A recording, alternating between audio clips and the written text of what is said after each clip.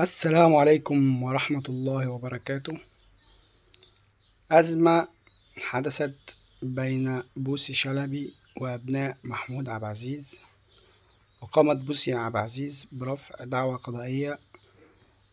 تحكم لها بحق في ورث من زوجها السابق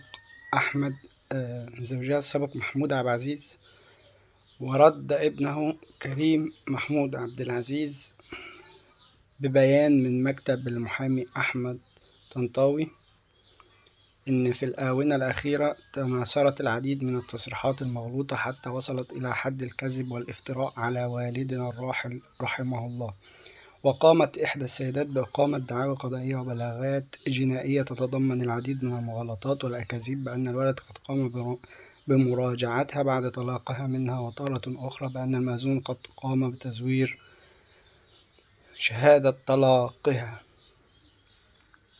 وإيمانا بما تعلمناه من الوالد رحمة الله عليه بأن نحترم القانون والهيئات القضائية المختصة، فقد أصرنا الصمت حتى يقول القضاء المصري الشامخ كلمته في هذه الدعاوي والبلاغات. وقد صدرت كافة الأحكام برفض الدعاوي على كافة درجات التقاضي، وكذلك حفظ البلاغات الجنائية، وجاء التأكيد على صحة أوراق الطلاق هذه السيدة من الوالد بعد شهر ونصف فقط من الزواج. ونعلن للجميع أن ادعاء هذه السيدة بأن الوالد كان متزوجا بها حتى أيامه الأخيرة هو محض افتراء لا أساس له من الصحة، وأن العلاقة منذ أن تم الطلاق في عام 1998 ما هي علاقة عمل بين نجم كبير حفر اسمه بعلامات مضيئة في مصر والوطن العربي، وبين منسقة أعمال ومديرة إدارية لتنظيم الارتباطات والمهرجانات. وإذ نؤكد على أننا لا نحب الخوض في الصراعات مع أي شخص، ولكننا نرفض المساس باسم وتاريخ والدنا، ولن نتغاضى عن أي تجاوز من أي شخص أيا من كان، ونؤكد أننا لن ننزلق في استخدام منصات التواصل الاجتماعي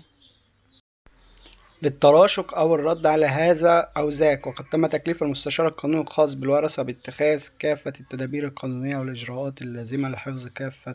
حقوقنا القانونية. أزمة كبيرة أثارت الجدل في حق الراحل محمود عبد العزيز، ولكن الحمد لله القضاء قال كلمته